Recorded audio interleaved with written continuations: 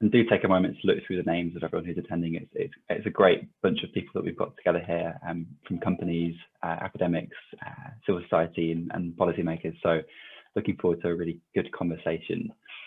Just to get us underway, we thought we'd start out with a quick poll, just to get a kind of flavour of where everyone in the room is at on the topic of AGM reform. And we'll do this poll again at the end, just to see whether we've shifted the kind of collective view or whether that's not happened. So the question that we're going to ask you just at the outset is whether, so it's a statement which goes, in the future, do you think that AGMs should? And then there's 5 options, which I will launch now. So the options are revert back to the old normal, stay largely the same, but with a virtual or hybrid format, undergo bold changes, none of the above, or don't know. So please do take a moment to fill that out now. And we'll show you the results of that in a second, before we move to, before I hand over to Lily, who will introduce the event.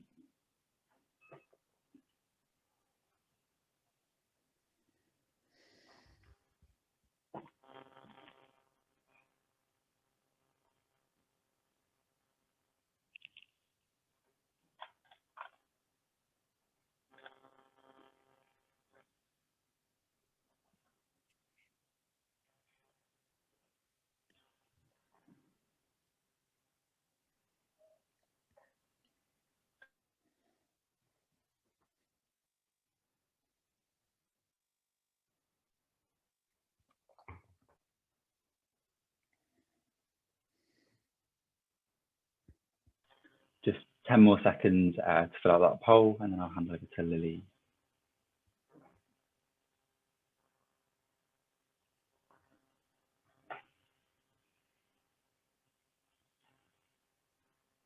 Real. So I'll share the results now. Hopefully you can see those results. Interestingly, only one person has said that we think we should revert back to the old normal.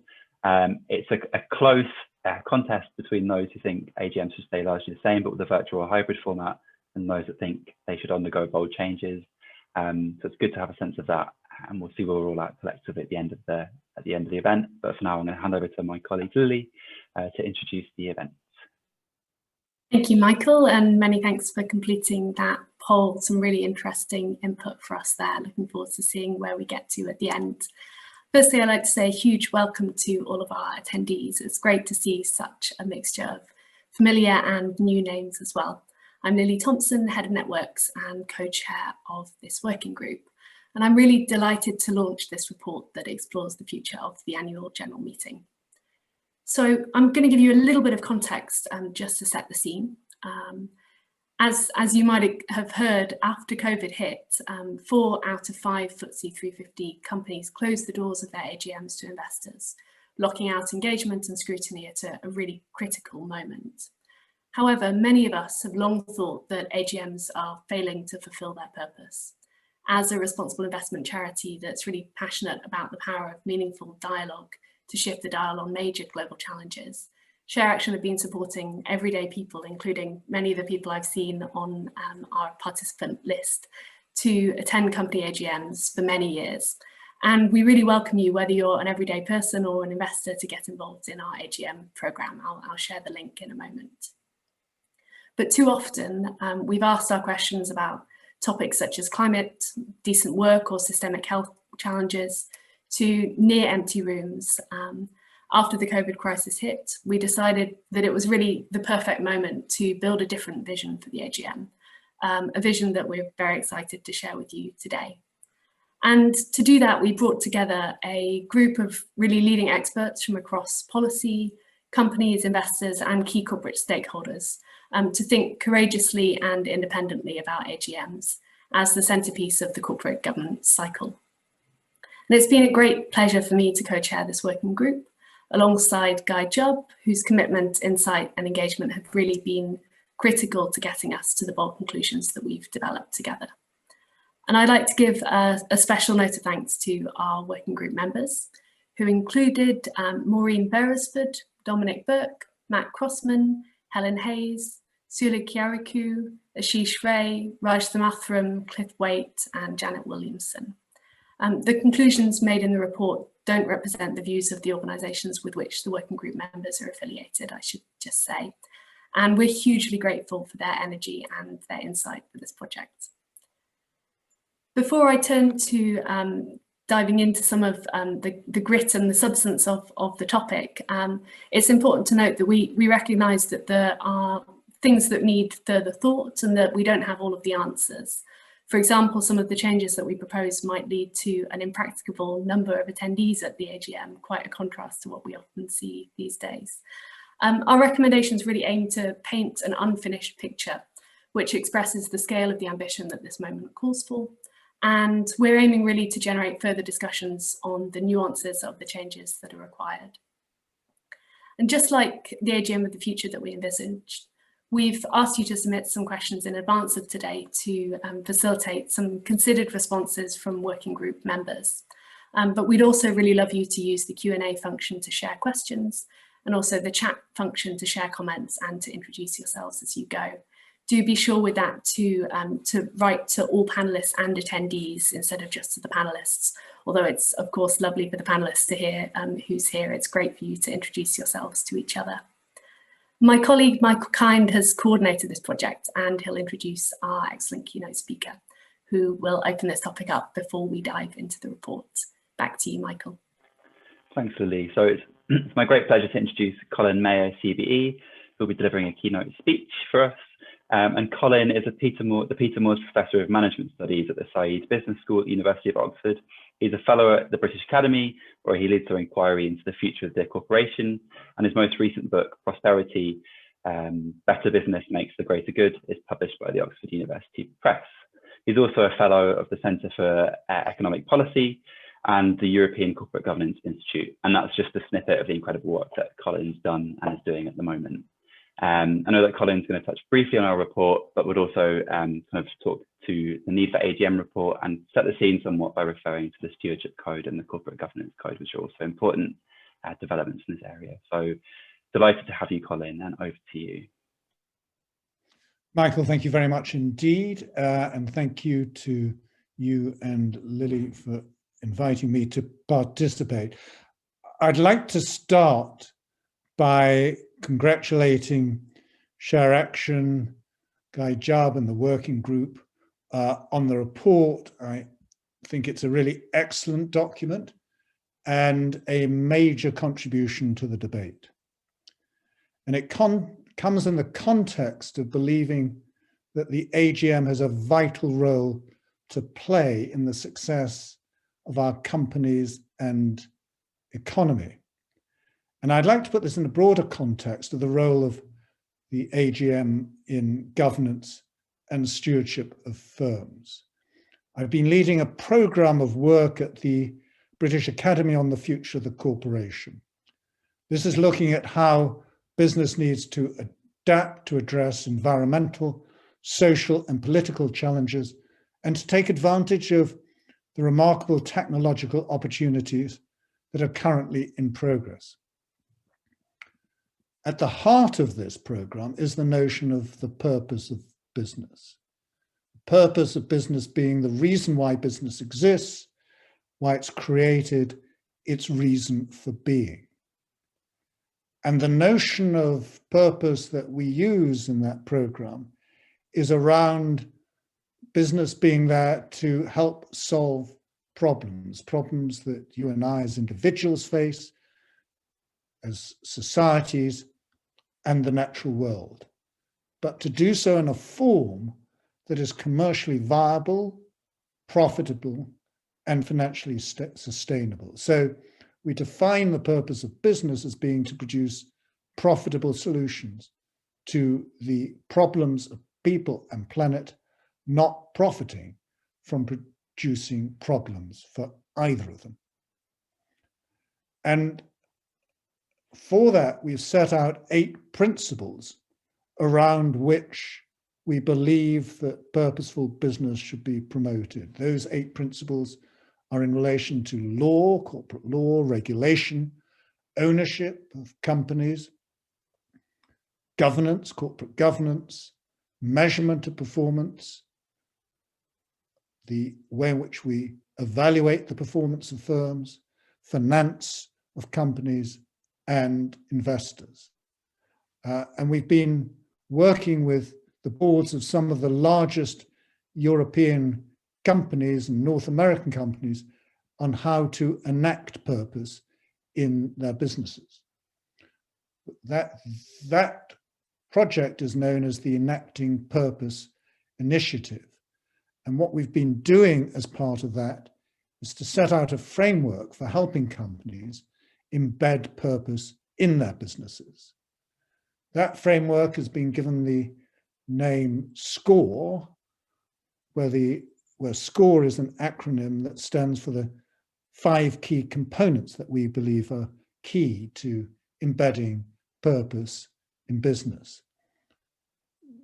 The 5 letters stand for S for simplifying a company's purpose and clarifying it, C for connecting it with the strategy of a business and connecting it with the parties that are involved in delivering it, O in terms of ownership of that purpose, R in relation to the rewarding of people in terms of delivering on that purpose, and E to exemplify and to set out narratives for demonstrating how a company is delivering on its purpose. Key to that is the notion of measurement of how a company is performing against its purpose. And so one of the things we've done as part of this program is to look at how one can establish a framework for measuring performance against companies' purposes, involving reporting on the purpose, accounting, and valuation of how well a company is doing against its purpose. Now, key to embedding purpose in business is in relation to the relations that exist between business and their investors. And one of the factors that has emerged as being key issue in terms of the actual embedding of purpose in business is the divergence of opinion that exists between boards and investors. Boards are interested in communicating about their delivery of their purposes, but feel often that investors are quite apathetic or disinterested in it, that they don't really ask many questions about the nature of a company's purpose.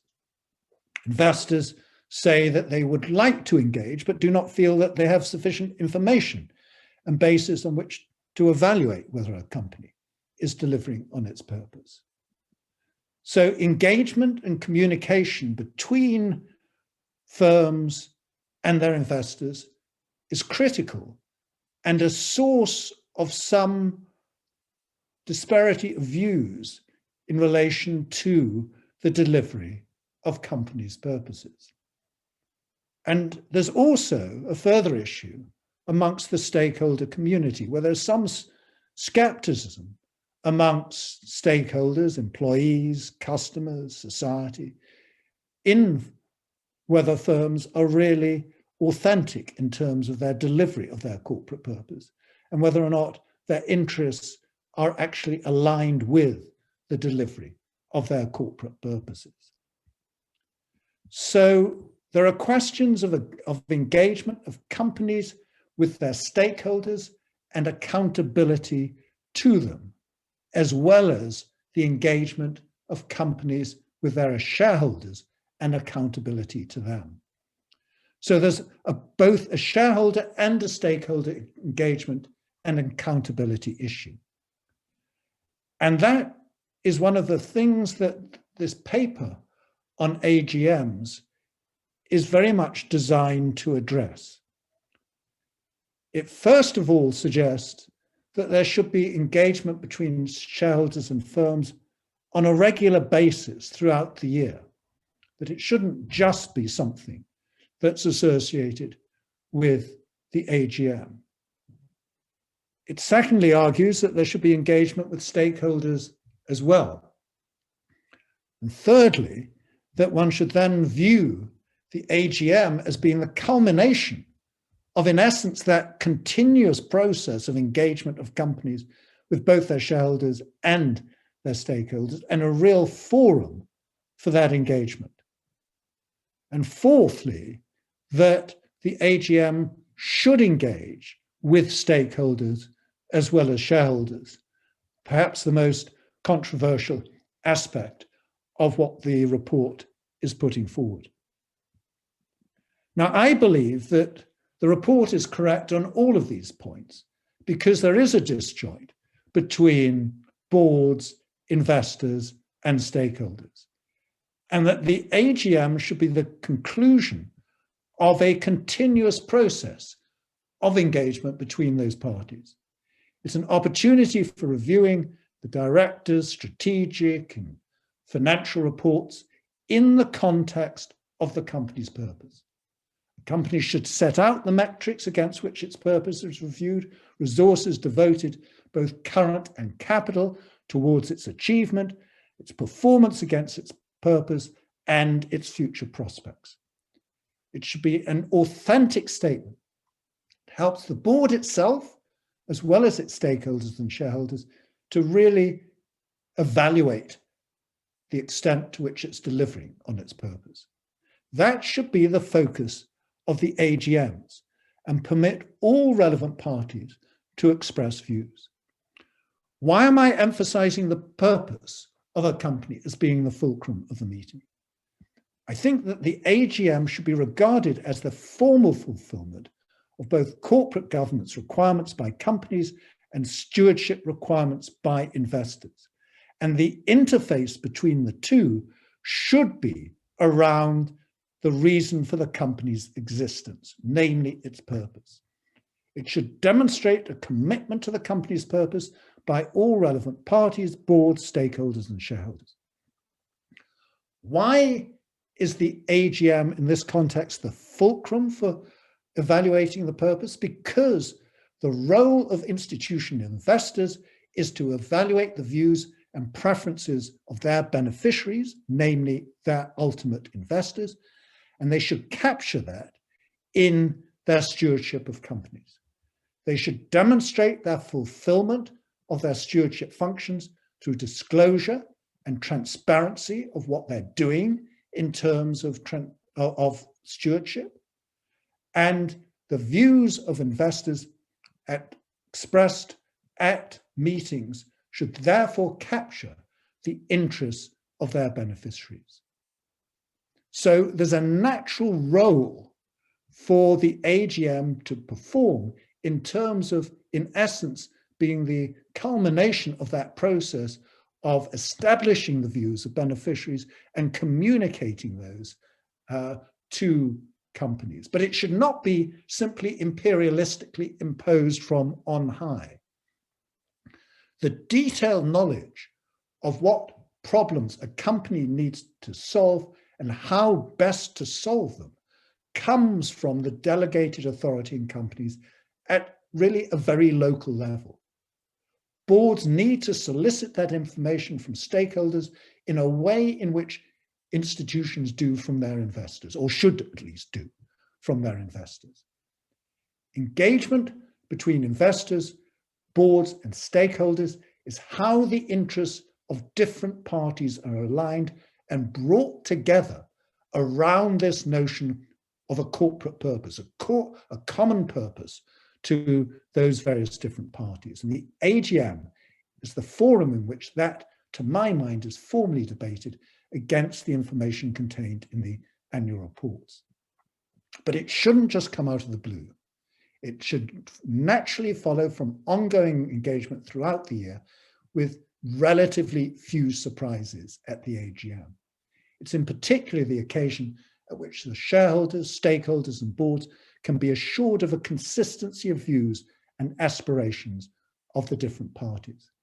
With that, one achieves what is critically needed, and that is well-functioning, consistent interaction between these various different parties. Technology has a tremendous role to play in this. There is some concern that online meetings may substitute for physical meetings. They shouldn't be a substitute for physical AGMs, but we should recognize the potential for much wider participation at meetings, which does make it feasible, I believe, to think about the inclusion of parties, not just in the form of shareholders, institutional investors, but potentially a wider stakeholder group as well. And that can be further enhanced by the prospect of some secure form of online voting, if that's thought desirable as well. There is therefore, I believe, the potential for more significant and effective AGMs of the future, and the AGM to become the event that really crystallizes and confirms the company's purpose. Thank you very much.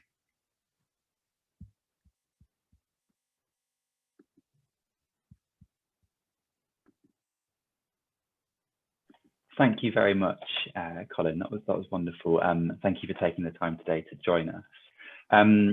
So moving on to look in a little more detail at the report that we've published, we're delighted to be joined by a couple of members of our working group. So alongside Lily, who's already spoken, we have Guy Jubb, who was a co-chair of our working group. Guy is, among many things, an honorary professor at the University of Edinburgh Business School. We have Helen Hayes, MP, who was a member of our working group, who is a Labour MP for Dulwich and West Norwood, first elected in 2015. And we have Matt Crossman, also a member of our working group, who is Stewardship Director for the Rathbones Group. So I'm going to hand over to them in turn to introduce particular sections of the report and talk to them for a couple of minutes each. And that will be followed by space for audience questions that you can start to pop in the Q&A function if you would like. Great. So I'm going to hand over to Guy to begin with, and Guy is going to speak to what the purpose of the AGM of the future is that we're proposing. Guy. Michael, thank you very much, and good afternoon, ladies and gentlemen. So what is the purpose of the AGM of the future? The purpose of a purpose is to address a problem. And when it comes to today's AGMs, there is no shortage of problems to address. This is important, as we have heard from Colin, because AGMs are crucial to good corporate stewardship, but they have somewhat lost their sense of purpose. As a working group, we recognized that purpose has the power to drive change and the power to focus minds. To provide context and set the scene, the last 2 decades have brought the systemic impact of public companies to the fore. Far more than making profit, they underpin the very fabric of the world we live in. This has been reflected in the progressive shift from shareholder capitalism to stakeholder capitalism, and arguably puts us well on the path to responsible capitalism.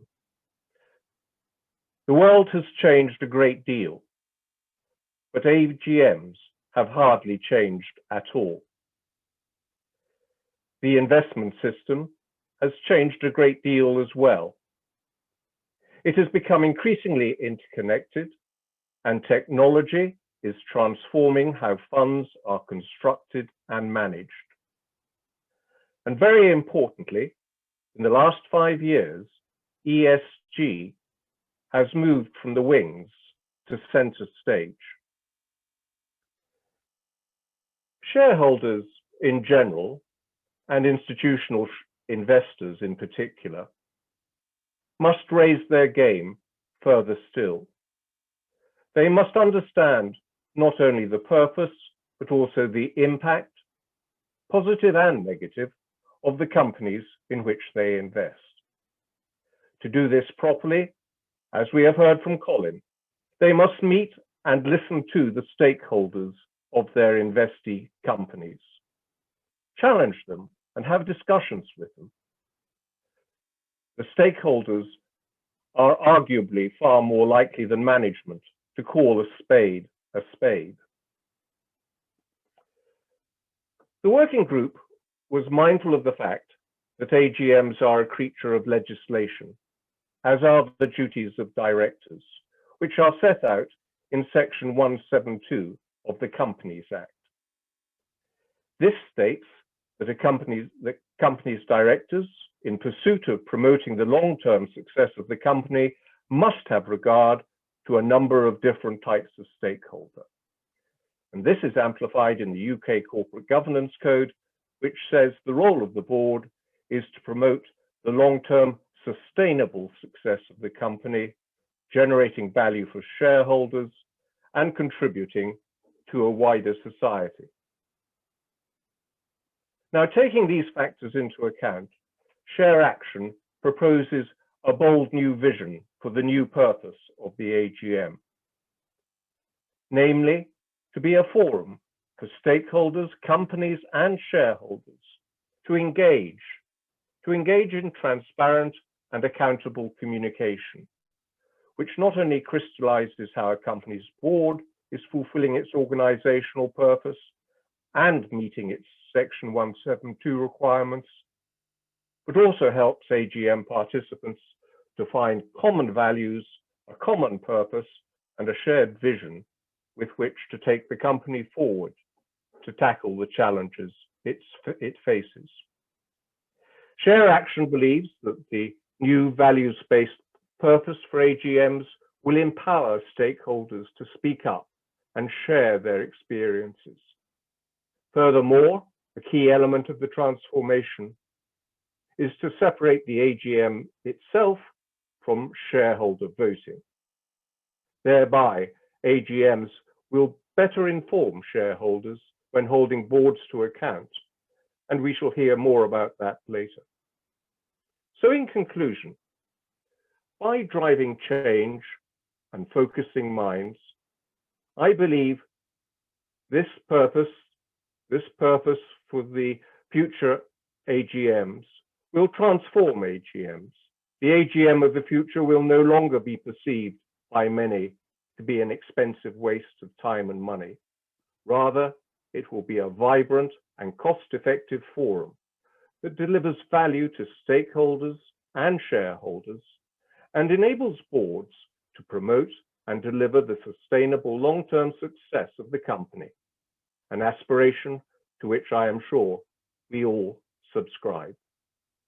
Michael, back to you. Thanks, Guy. And I'll hand over to Matt, who's going to talk to us a little bit about what the report says about investor and stakeholder participation within the AGM process. Matt. Great, thank you, Michael. And right on cue, my 3-year-old starts screaming outside the door, so apologies for any background noise. It's the witching hour, as I'm sure many of you can attest to. I'm just going to talk really quickly about the vital role of investors and stakeholders that could play in the AGM of the future. To explain to you a bit of the background on our thinking, and I guess some of the recommendations which you can access in the report where we go into a bit more detail. So again, it comes back to this common thread that we've been talking about already, that we've already had from our keynote and from Guy about purpose and articulating that purpose to a wider audience, and somehow using the AGM to generate that sense of trust and common goals with society, which is, you know, arguably so sorely lacking in our sort of national debate when it comes to capitalism and the role of companies in our world. So I'm going to talk about some ideas that we've had about, you know, why these two key audiences are so important and how we can rejig things, reimagine things to bring their participation to a new level with benefits for all concerned.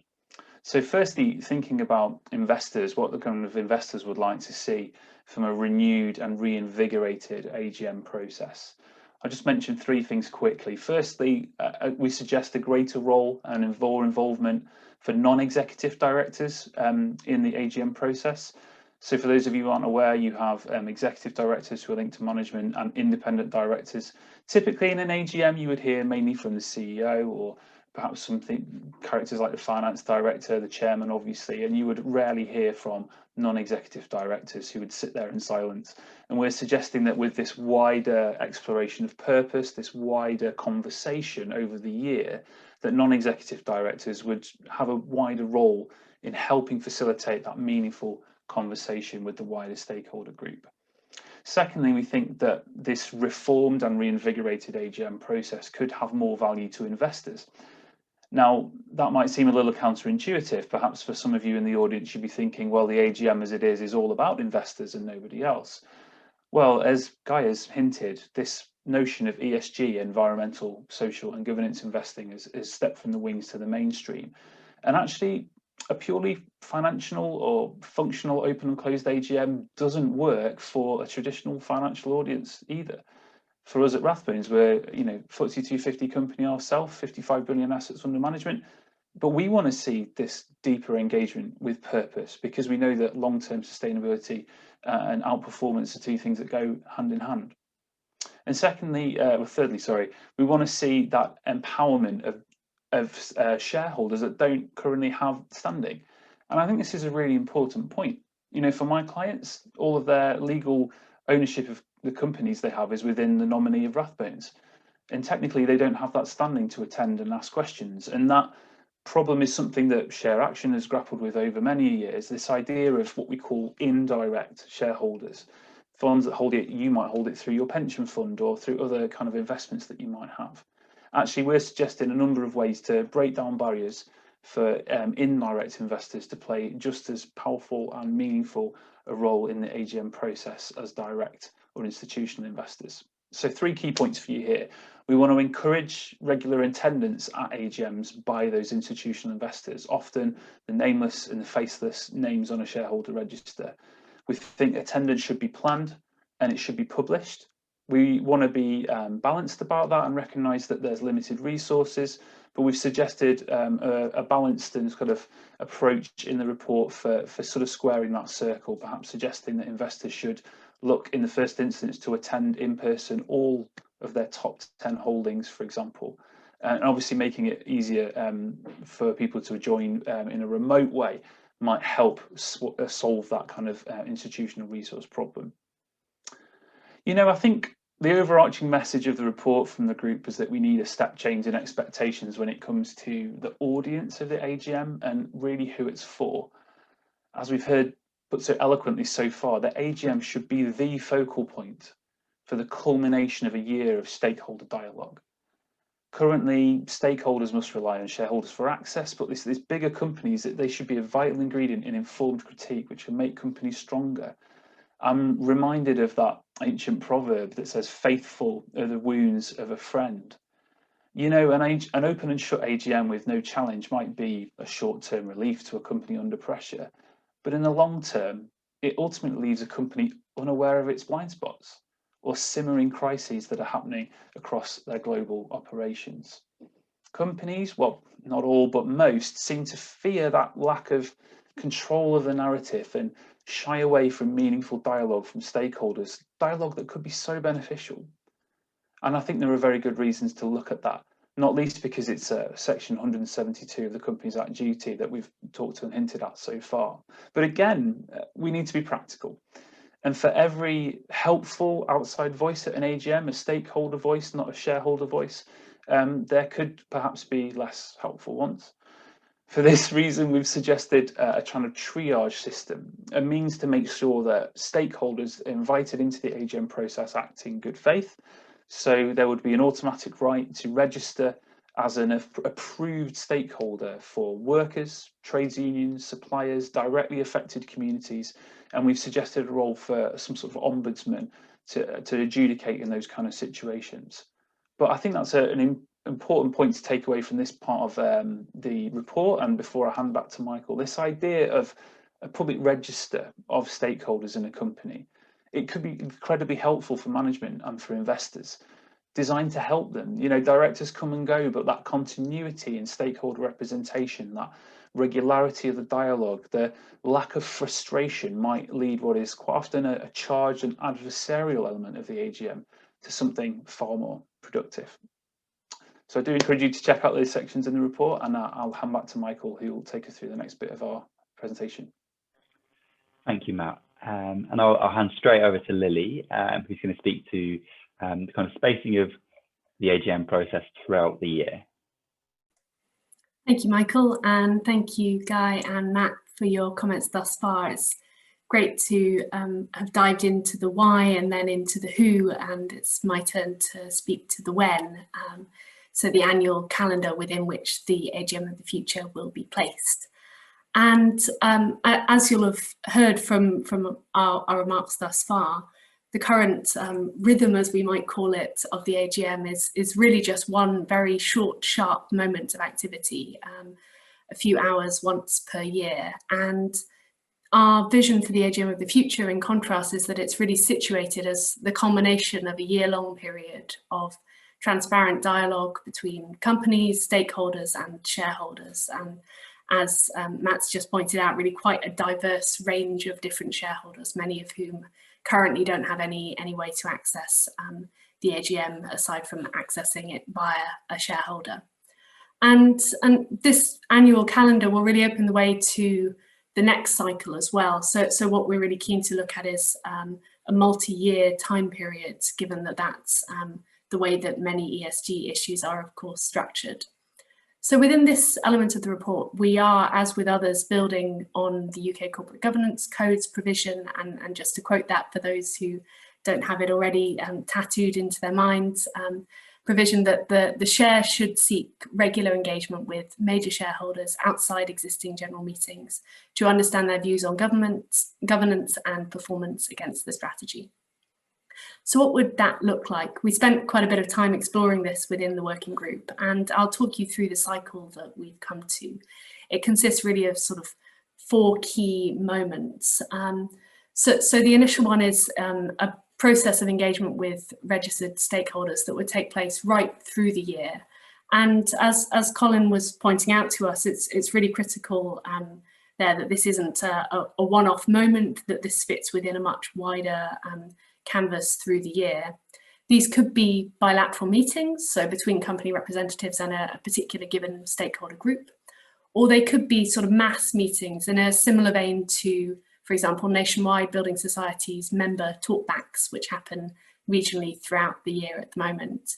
And this could be really further improved by increasing stakeholder access to information. So, for example, adding more detail into annual and into sustainability reports, and also through a proposal that we have of reporting on engagement meetings within Section 172 statements, which is something that was proposed by the Financial Reporting Lab, but equally it could represent an alignment more with the SCORE framework that Colin was mentioning earlier.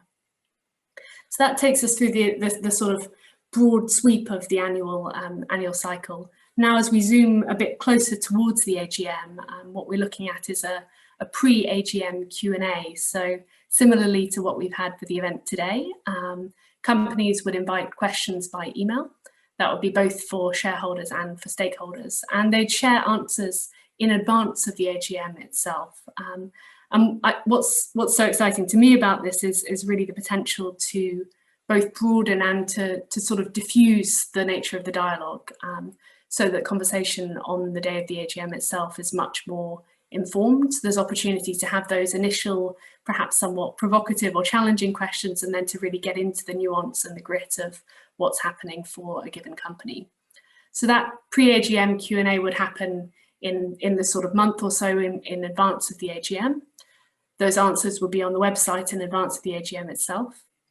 And Helen's going to take you through the AGM itself in a moment, so I won't spoil that bit for you.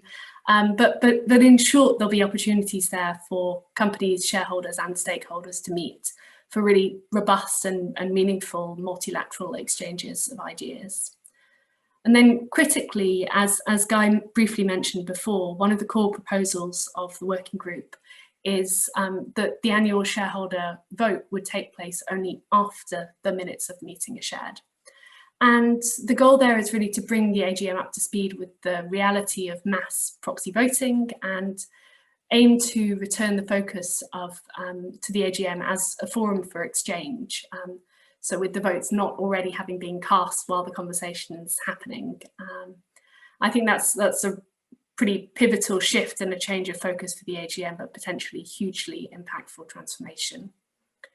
And within that context and within the specifics of the vote, the report also proposes a closer look at the resolution agenda and also choices for company standing resolutions. So those are the resolutions that are put by the company on the agenda for the AGM on a regular basis.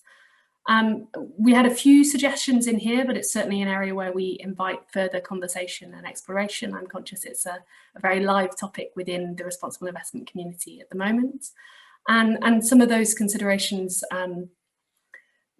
really could be quite transformative in terms of the potential for companies to take up meaningful and robust action on responsible investment. And there's also, I think, huge potential for investors to step up in quite radically different ways within the moment of the AGM, such as, for example, supporting ESG resolutions on a comply or explain basis. This is really another space to come back to the purpose-based communication between investors, stakeholders and boards, as Colin has so helpfully explored with us in the opening keynote. So that's what we're looking at in terms of the annual calendar, and I'll hand back to Michael now. Thank you. And I'll just hand over to Helen, who's going to speak to the day of the AGM. Helen. Thank you very much, Michael and Lily. So I was really delighted to take part in the working group that contributed to this report. It feels particularly important as a politician to emphasise what Lily said at the beginning of the session, which is that I took part in a strictly personal capacity. So I don't want to set any hairs running about Labour's policy announcements. That is above my pay grade and not my role. I took part in this exercise as a constituency MP, and I did so because I have seen over the years of being a local councillor and a member of Parliament, the impact that large private organisations have on the communities that I represent, and just how difficult it is to have a constructive dialogue with private organisations when those issues arise. And we've seen examples where there has been very deep community concern about pay policy. We have seen developers having a profound impact on the character of local neighbourhoods and on the day-to-day experience of local residents. And somehow that there's a piece missing, which is the opportunity for and the obligation for large private organisations whose work and whose activities are of intense public interest to have a meaningful dialogue and meaningful accountability with a wide range of the stakeholders who are at the I want to say at the receiving end, but who see the impact of those activities in very significant ways on a day-to-day basis. So I think this is important from that perspective, that kind of how can we create a framework for the meaningful engagement between the three types of organisation involved in the activity of a company, the company itself, the investors who provide the finance for the company's activities, and the range of organisations, whether that is workers or communities or others who are profoundly affected by the activities of that company. And I suppose I also come to it from the perspective of somebody who thinks that accountability always matters. Relationships are at the heart of accountability, and relationships and the kind of formalization of relationships always matter. And as far as decision-making processes are concerned, who is round the table and having in particular a diverse enough set of interests around the table contributing to a discussion always results in better decision-making outcomes.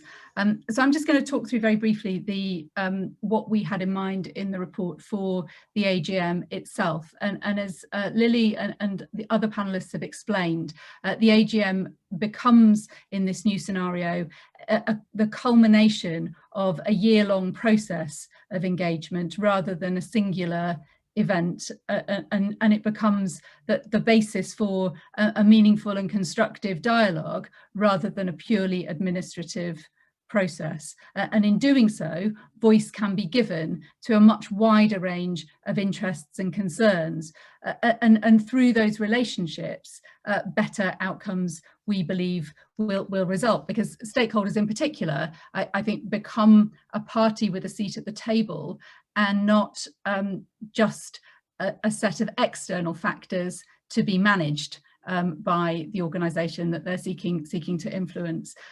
So we envisage a process where participants arrive at the AGM well equipped to engage in constructive and nuanced conversations, having been able to submit questions ahead of the AGM and see the company's answers to those questions, and they come ready to work with others, because the process throughout the year makes for the establishment of a series of constructive working relationships.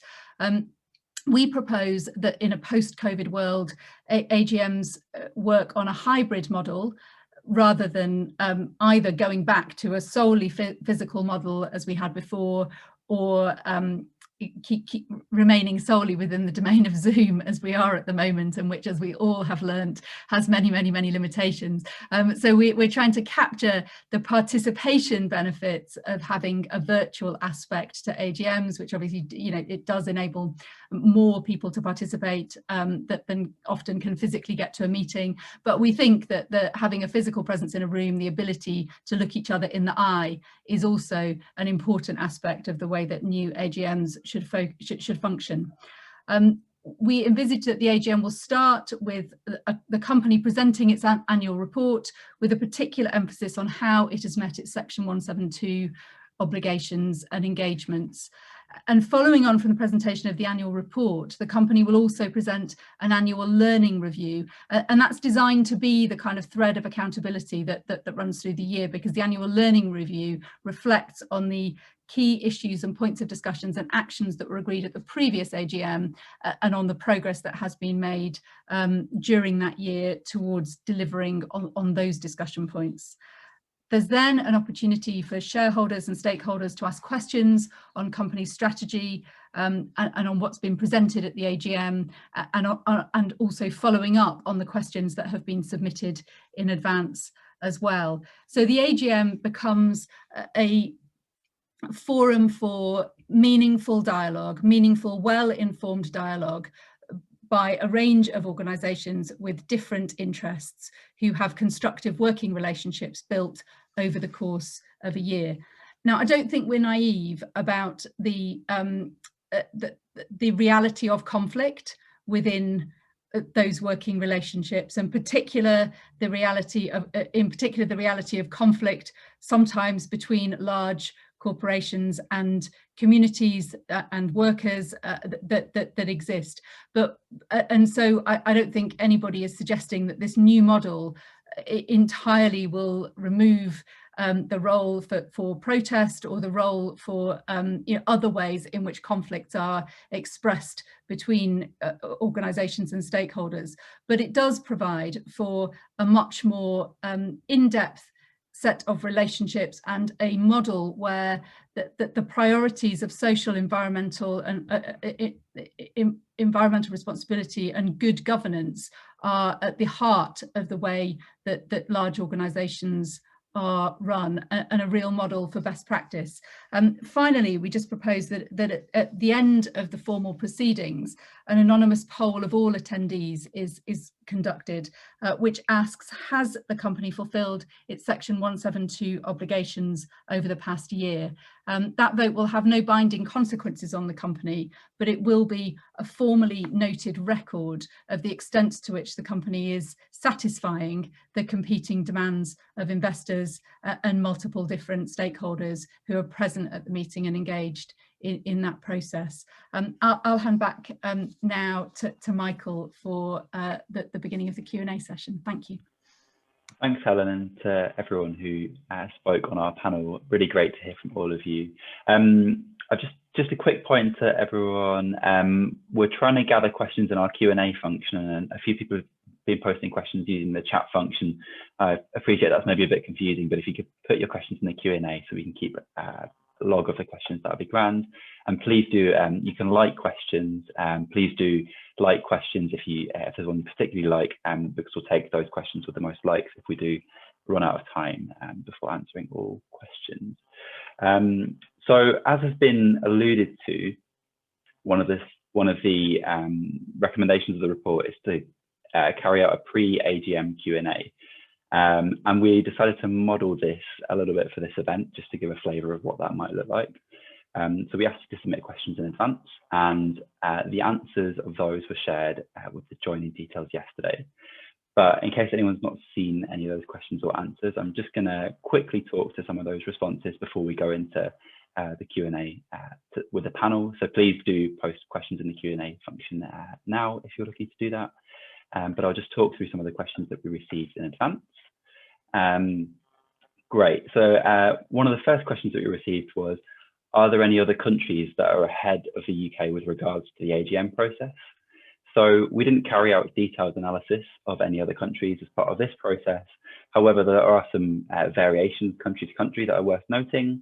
So for example, in Germany, attendees have shareholder attendees have the opportunity to present counter motions in response to board proposals, which goes a little bit beyond the ability to just ask questions as you have in the UK.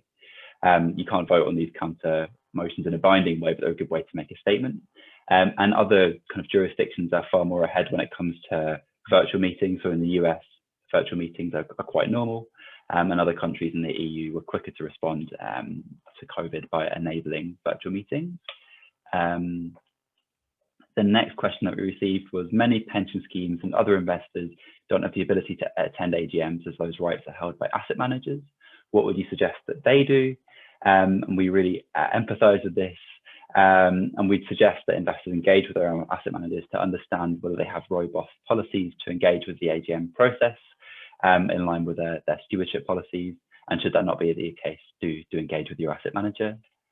A representative of a company asked what their first step should be. And I think, you know, it's vital that companies take ownership and enthusiastic ownership over this process. And this is really key to ensuring that this works well for everyone. So as a first step, identifying your key shareholders, was also your key stakeholders, and encouraging them to participate would be a good thing to do. And then the final pre-submitted question that we had was, do you know if there's a chance to get any of these proposals included in company legislation at some point? So there are a number of kind of opportunities for this going forwards, which we will be doing some campaigning on, and we'll encourage others to do the same as well. We really hope that lots of people will take up the kind of mantle of this report, and we hope that policymakers do take some of these recommendations forward. So hopefully that was a little flavour as to what a pre-submitted Q&A could look like at the AGM in the future. And we'll move on to answering some of the questions that you've submitted live now. So the question which has the most likes and which we'll go to first is from David, who has a couple of questions. So firstly to Colin. Colin, you stated that engagement between all parties is critical. I know that the report sets out the members of the working group in its appendix. Can I ask why the group did not see fit to include representatives from listed companies? Instead of ruling from high, as Mr. Mayor said, would it not be better for Share Action to collaboratively work with companies to develop better AGMs for the future? So I'll hand over to Lily, because that's a question about the composition of our working group. Lily. Thank you, Michael. I think Matt has flagged it as one that he's keen to kick off on first, but I'm happy to chip in if he's got anything else that I can add to. Do you want to kick us off, Matt? And yeah, certainly. Thank you, David, for your question. It's an interesting one, isn't it?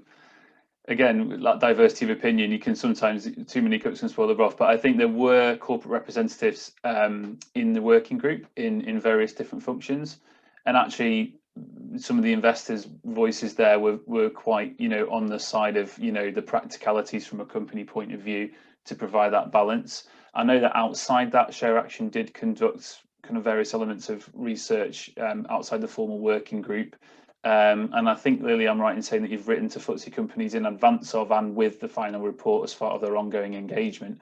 It's definitely something we had an eye to, but we didn't want to miss the opportunity to think really broadly and creatively and perhaps we thought that the incumbent voice might be a little bit of an inconvenience to that process. So very much committed to talking about it. That's why we're having this dialogue now, and obviously Share and Action have reached out to the company community, but just for the purposes of coming with genuinely innovative, almost like blue sky thinking kind of proposals, we decided to slightly limit their representation of the group. Have I covered it all, Lily, hopefully? Beautifully, Matt, thank you. And just to say, we in our initial design for the working group, we're aiming for equal parts between the sort of 4 core constituents, so stakeholders, shareholders in the form of investors, policymakers and companies, and we more or less got there. I think we've got some more discussion on the specifics of that in the chat as well, if you want to have a look there too. Back to you, Michael. Thank you. Next question is for Helen. So David also makes the point that currently those companies with AGMs beyond the 5th of April need to plan for physical AGMs as required by law at great expense. The lack of clarity from Parliament on this is making it near impossible for companies to plan AGMs, let alone implement some of the recommendations from this report, which lots of companies do support. Helen, do you have anything to say on that question? Yeah, I mean, I think that's a genuine concern, and I mean, it's certainly something that I'm happy to pick up with the government. I mean, it should be the responsibility of BEIS to be ensuring that companies have clarity at this time when there's a great deal of uncertainty on many fronts, and this is one of them. And it would seem to be straightforwardly the case that it should be possible to plan to hold AGMs online during this year, when we know that there is some positive news on the horizon with regard to coronavirus, but it's by no means clear at all that we will be free from restrictions or free from further outbreaks anytime soon. So I mean, perhaps if you wanted to drop me an email or something like that, I'm happy to write to the relevant minister and try to get a response on that. Thank you, Helen. I'm going to pose the next question to Guy. And Matt, you've indicated you'd like to answer as well, but you've already answered one. So do chip in if Guy can't answer. What can be done and by whom to enable shareholders who own shares indirectly or through a broker to interact with companies they own? Thank you. This is one of the frustrations which I think many indirect shareholders have expressed, and it is something which hitherto the plumbing of voting hasn't really been able to address in a substantive way. In terms of the long-term vision that comes out of this, it should be possible or be made possible by the fund managers in particular, but it involves cooperation from the registrars of the company and the company themselves to enable what I would call look-through voting to take place, and maybe even look-through engagement in part, but look-through voting so that the indirect shareholders could indeed go using technology, or even going to the meeting themselves, could vote their shares that they indirectly hold in accordance with what should ultimately be their view, because they are the owner of the shares, their view on the particular resolution concerned. But this is going to take quite a lot of work. I think technology will be enabling and be helpful in this. And I also think that when we get 1 or 2 fund managers, and Matt may be able to give some insights into this, when we get 1 or 2 first movers taking place, it will give them a degree of competitive advantage for a while until their competitors pick up on this. So I think there's a bit of enlightened self-interest on the part of fund managers, asset managers, also asset owners, incidentally. The trustees of pension funds have a role in this to actually get the ball moving. Give it a try. It may not be perfect on day one, but the more we chip away at these sort of issues, the more we'll be successful in achieving progress. Thank you. Thank you, Guy. One for Colin, I think. It is well known that it is mostly individual shareholders who attend AGMs. Institutional investors vote via proxy, but they rarely attend AGMs. do you think that institutional investors who dominate companies' issued share capital are missing out on a specific, on a perfect opportunity rather to one, hold companies accountable, and two, assess board dynamics? Sorry, I forgot. That's why I think reforming the AGM is so important, because as things currently stand, it's questionable whether or not it is particularly effective for institutional investors to attend AGMs. But given the sort of suggested reforms that have been put forward in terms of making AGMs really meaningful and having serious engagement between not just directors and institutional investors, but also with stakeholders, I think at that stage it will become very natural for institutions to attend, because it will be of value to them in terms of gathering information on what the company is doing, but also in terms of being able to express their views in the context of a relevant audience. So I think that this would go a long way towards essentially addressing this absentee landlord problem.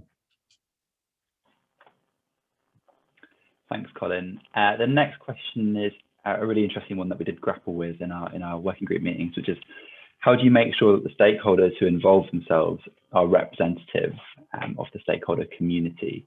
Does anyone want to answer that question? If not, I'll hand it to Lily, I think. Well, I'd be quite interested, because I think this is a really important issue about how does one ensure some sort of representative voice from stakeholders. I mean, what sometimes raises a concern in this area is, supposing you're looking at a multinational company operating in many jurisdictions around the world, in many different sectors and markets, what does it mean to have a representative stakeholder group? And the answer is that I think one basically has to categorize stakeholders in terms of particular areas of interest, and there are a variety of ways in which one can seek to make this a representative engagement. So, for example, in terms of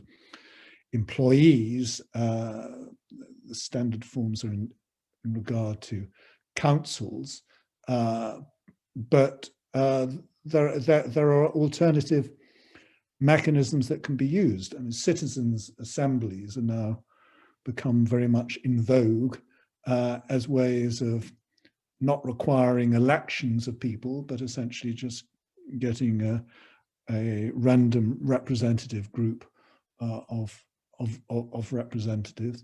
And as I was saying in my introductory talk, I think that the potential for technology really to make this sort of engagement by stakeholders going forward real will be transformed, because the ability of stakeholders to gather information about how well the company is performing will become much greater, and it will be easier for them to feed back their views on that in a variety of different social media systems. So I think that this is something that will change a great deal, and where we will see a much more active participation by stakeholders going forward. Thank you, Colin. And just to flag, Lily's also typed a response to that question using some of the text from our report, which you can find in the answered part of the Q&A. Great. There's a question from Ben Matthews, which asks, I am very supportive of any initiatives that have the result of improving and enhancing the dialogue between a company and its owners and with other stakeholders. But I see this as a year-round ongoing process, not as a once-a-year opportunity. Isn't there a risk that the proposals outlined will exclude just as many participants as it might include, for example, if time or resource do not allow participation, whereas the AGM can be the culmination of a systematic dialogue with owners and a single point in time to express support or otherwise for the course of action being taken by a company's board? It's a very interesting challenge. I'm going to hand over to Lily with that one, if possible. Very happy to chip in on that, given that it was the relevant section of the report that I covered in our introductory remarks. I completely agree with you, Ben, that I think the best way to make AGMs work is to seat them within a much broader calendar of engagement. I think we're still certainly working out what that calendar would look like and how to make it as effective as possible. But I think it's critical that the dialogue isn't just a couple of hours once within the year. So all I can say is that I agree. I can see Matt's got a hand up to perhaps chip in a bit further. Hand over to you. Yeah, thanks, Lily, and thanks for your question, Ben. I think the only sort of additional point I would make is that, you know, the current AGM system as it is provides that kind of guaranteed opportunity for access for the people who do have standing. We wanted to supplement that process, not get rid of it. So the AGM would still be the time for the awkward question or for somebody to bring a brand new issue. We just wanted to make sure there was a meaningful rhythm of dialogue throughout the year. You know, I'm in the privileged position of investor. We have that meaningful dialogue, but it's often kind of hidden. You know, we'll meet the company management from these bigger companies every 3 months, 6 months. They'll come into our offices. I think there are trade-offs here, obviously, in terms of the broad scope of participation. We have to be realistic about, you know, you use the word exclusion, but perhaps useful limits or deciding which groups get to represent which stakeholder was the way that we decided it. So we wanted to guarantee, and we mentioned that bit in the report that Lily's, I think, typed out in the chat, those 4 groups would have automatic right to representation. And then the role of an independent ombudsman to make sure that there's, I guess, justice and fairness in that licensing process were all things we wanted to just flag and highlight. But it's an excellent question and one that goes to the heart of the debates that we've had. Thanks, Matt. I noticed that Helen and Guy have got their hands up. Helen, would you like to come in on this question?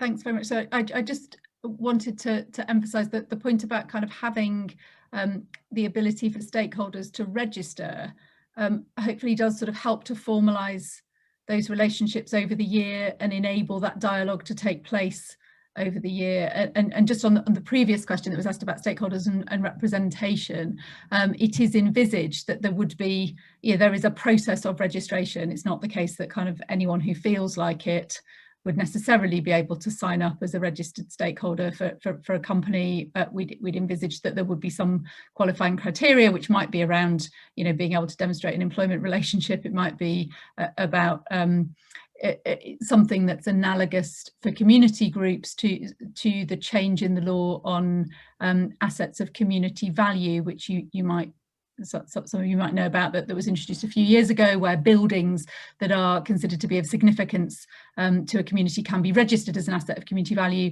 but there's a threshold of the number of signatures for the people within the community that consider that to be important, that has to be demonstrated for that process to be completed. And similarly, that the role of the ombudsman would be in relation to stakeholders would be to adjudicate whether stakeholder relationships were demonstrable for the purposes of being registered. But I think hopefully it's that process that provides the structure for the dialogue that we envisage taking place throughout the year, and not only but also at the AGM itself.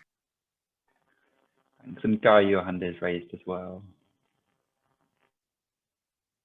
Oh, you're on mute, Guy. Thank you, Michael. I just wanted to build on Ben's question insofar as one thing we did not take within the scope of our working group, and thereby the report, is the fact that in the UK, as indeed in many other Western economies, we are facing an increasing bunching of AGMs because of our December 31st year ends. More and more companies have December 31st year ends, often because analysts like to have comparability and such like. And therefore, in the spring, the investors have quite a challenge to actually deal with the voting at all the AGMs. The engagement tends to get funneled in a way which can create log jams in terms of companies wishing to see investors, but investors being too busy. And therefore, I would hope that as the future AGM concept develops, there will be opportunity to actually roll out the AGMs more evenly over the year, so that whilst one would have a longer period, you will also have a better quality of dialogue and engagement that goes with that. Thank you. Thank you, Guy. Next comment is from Stephen Davis, who says, wonderful rethinking. One break on achieving desired outcomes would be that institutional investors are themselves not fully accountable for their underlying citizen investor beneficiaries. Therefore, their votes may not fully reflect broader interests beyond short-term returns. So should we take the good strategic thinking here and apply it also to the AGMs of institutional investors? And Matt, you've requested to answer that question. Yeah, just to, I guess, agree really with the first bit of the question, that, you know, you will see an awful lot more, hopefully, from the institutional investment community in the next few years in terms of opening up their process. We have regulatory requirement now to go forth and look for the views of our clients on ESG issues rather than just take them as read. And that has worked its way into various aspects that cover our work. So we have seen some really interesting solutions actually from some startups who are looking to aggregate kind of underlying shareholder views, say on environmental, social and governance resolutions at company AGMs, which we then have access to, and we get a sort of report back from this startup company that tells us what 98% of our underlying shareholders would like us to vote a particular way. So there's some really interesting solutions and tools coming there that people like Rathbones are sort of getting on board with. Certainly will never be perfect, but I think the idea of some way of, you've definitely got that impetus now from regulation that's said to the investment community that burying your head in the sand and just pretending that you don't know what people are telling you isn't appropriate anymore, and that we have been given a very clear steer that we are to go out and really seek people's views. So hopefully that's heartening in a way. I would expect to see a greater movement in that area in the next couple of years. Thank you, Matt.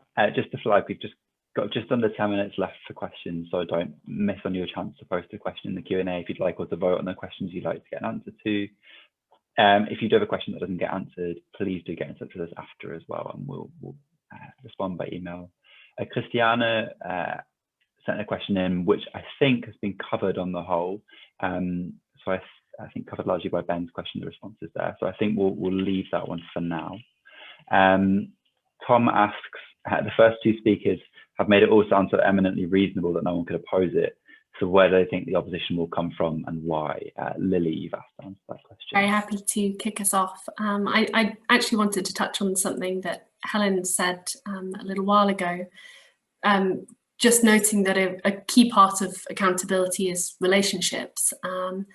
And it's certainly my view, having been to a good handful of AGMs, that the AGM has ossified to such an extent that many of the parties that we hope will be in dialogue don't really know each other, or don't have a sort of meaningful relationship or a sense of trust. And certainly what we can see in some of the other questions is questions from all camps about trust and relationship. A lot of what we talked about within the working group was how to build a framework and a sort of crucible to facilitate relationship building and trust in order to help companies pursue their purpose with the support of the key stakeholders and shareholders.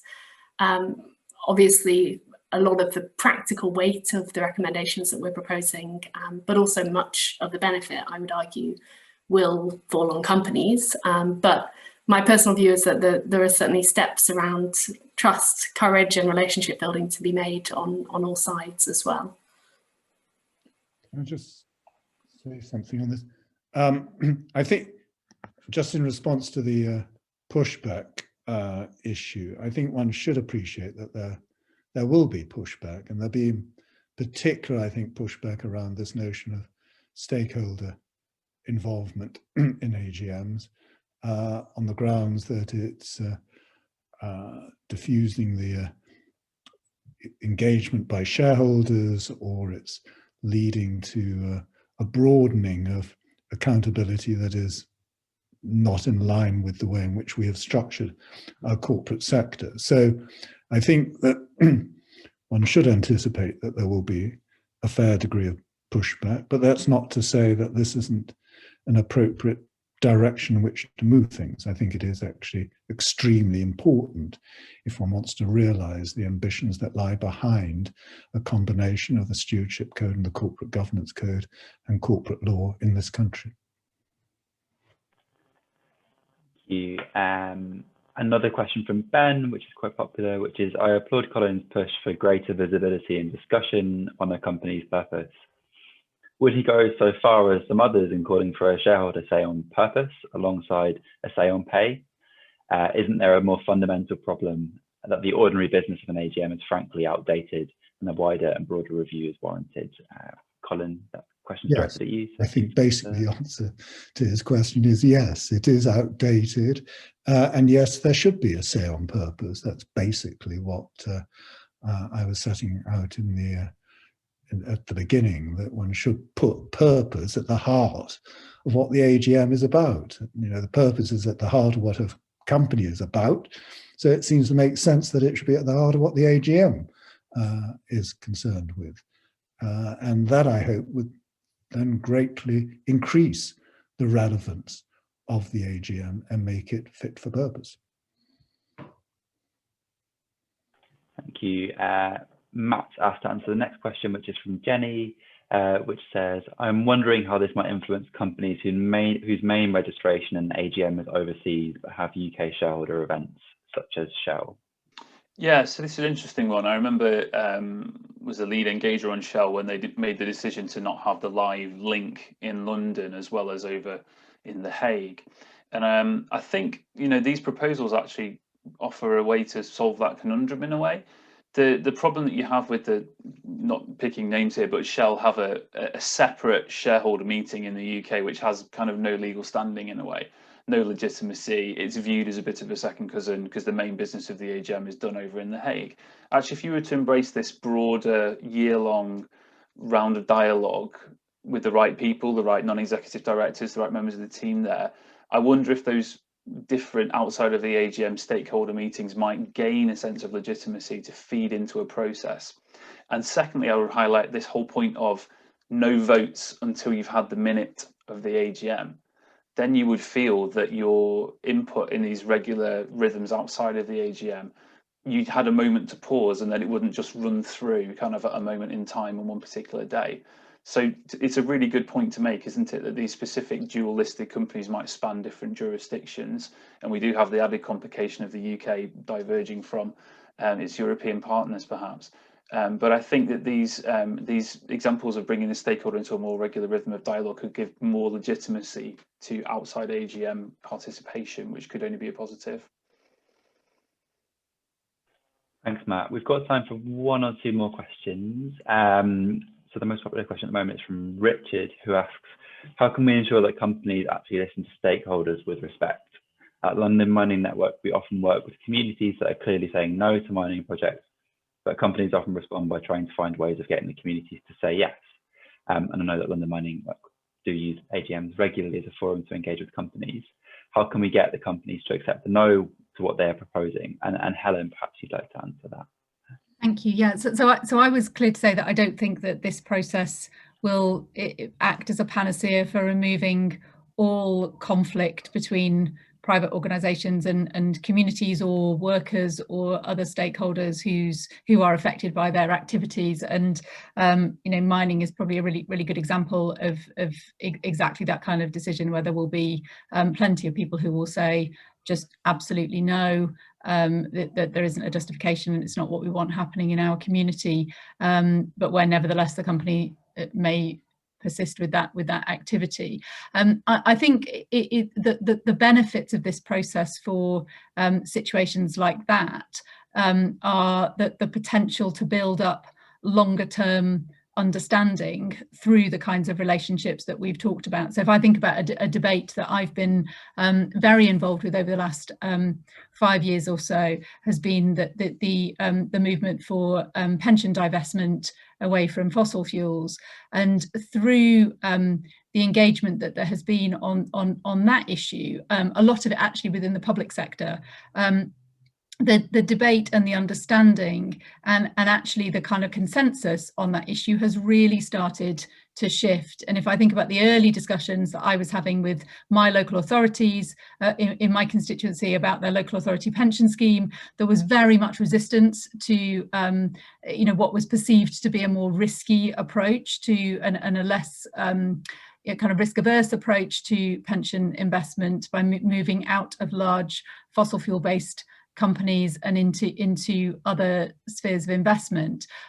Over time and through a process of dialogue and evidence collection and genuine discussion, that the situation has entirely flipped, so that now that both of those local authorities consider it to be much more risky to maintain the status quo than they do to divest their pension portfolio. But that was only possible because of a longer term process of dialogue. So I think it's perhaps environmental considerations are the area where we might see some of the greatest benefits from this process, through the ability to really build up a genuine dialogue in some depth and detail over the course of a year. But it certainly isn't a panacea, and it certainly isn't going to be a vehicle for making all private organisations do what all communities would want them to do in all circumstances.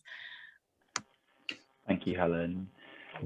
Can I just add briefly to what Helen said? I think she's absolutely right. It's not going to be a panacea. But I think it is important to bear in mind, if the notion of a purpose of a company is not simply to produce profitable solutions for problems of people and planet, but also not to profit from producing problems, then there is a real question that arises, for example, in the case that you were just citing, Helen, of a community that's going to be blighted by a mining project, what one means by a profit and how one defines a profit. And where in that context, it's not legitimate actually to say that a profit does not involve fully costing the results and the detriments that a company creates. So I think that one has to think about the role of consultation and an AGM in the context of what is a legitimate notion of a corporate purpose. Thank you, Colin. And with that, that wraps up the Q&A section of our event. Thanks to everyone for submitting their questions, and thanks to our panel for answering them. And like I said, if you do have any outstanding questions you'd like to ask, please do get in touch with us following the event. So just as we get to the end, we thought we'd do the poll again that we did right at the outset, just to see whether the kind of collective feeling in the room has shifted. So I'm going to relaunch the poll. And the question is, in the future, do you think that AGMs should, and you can select revert back to the old normal, stay largely the same but with a virtual or hybrid format, undergo bold changes, or none of the above, or don't know? So please do fill those out, and we'll share those results with you again in a moment.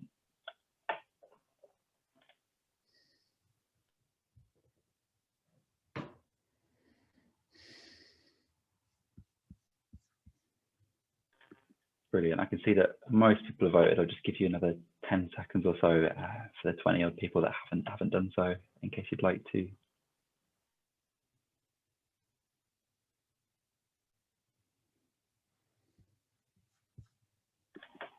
Great.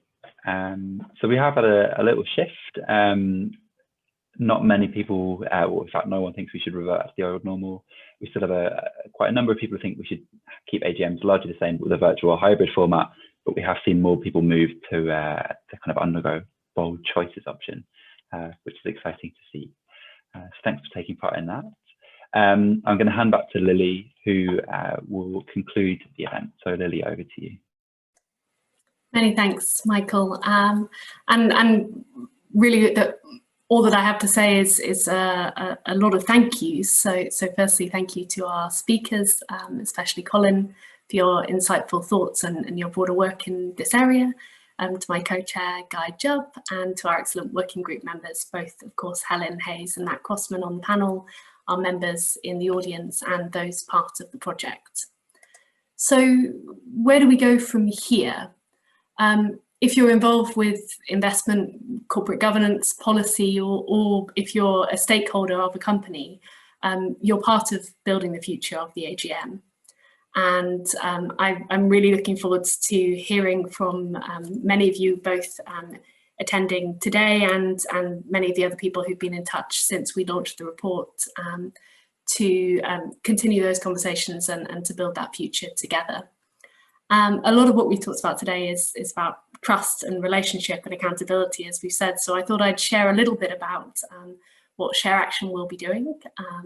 So firstly and most immediately, we'll be continuing our AGM attendance programs. So the work that we've done for many years to support individuals, including many of you on the line, I think, to attend company AGMs, and that's a range of training and support that's really open to anybody, but we're particularly inviting investors to get involved this year off the back of this report and in the context that we've been talking about. And also very keen to talk to investors who currently attend AGMs and have experience of having done so in the past. So please do be in touch if you're interested in that, and I'll just put the link in the chat for anyone who's keen to get involved that way. And beyond that, we'll continue to talk and to work with companies to improve the accessibility of AGMs and to champion best practice in that area. And as we've touched on a little bit, to engage with the policy agenda to make sure that some of the more policy-facing recommendations that we've highlighted can be implemented. And as with the AGMs of the future, the launch of this report is really just one point within a much wider dialogue. I'm really excited to hear from many of you as that conversation continues to unfold. We'd love to hear your thoughts on the project, on our recommendations, and on how we can build a new future for the AGM together. Thanks so much for joining us today. Looking forward to that.